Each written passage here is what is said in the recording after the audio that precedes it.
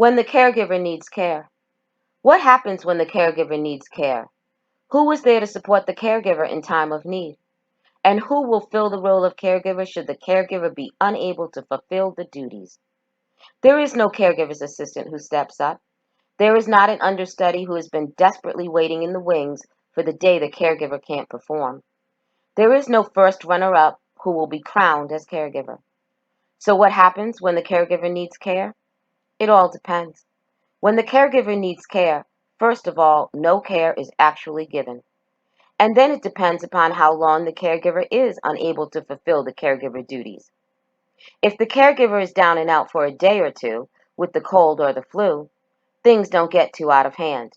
The dishes pile up and the trash isn't emptied as scheduled, but my mother continues to enjoy 3 meals a day. If it's a cold that takes the caregiver out of action, things remain pretty much the same. But what happens when the caregiver really needs care and is unable to carry on due to a severe physical injury, an injury such as a fractured knee, which impacts the caregiver and has the potential to interfere with the caregiver duties for weeks? In any other situation, the caregiver will be the person who is waited on in an effort to allow healing. Heal while keeping the leg rested, iced, compressed, and elevated. A healing regimen that is impossible for the caregiver to complete. There is no one else to do what I do, and if I don't do it now, I will have to do it later. And what happens when the caregiver receives devastating news, such as the unexpected death of a loved one? What happens in all of these situations is that the caregiver carries on. The caregiver continues to complete the caregiver duties with the cold, the flu, a fractured patella, and a broken heart.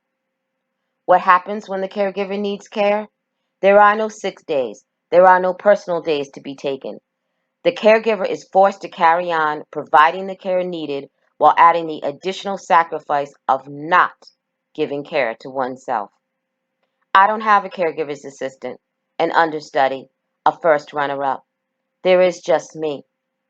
In other words, the caregiver continues to be a caregiver.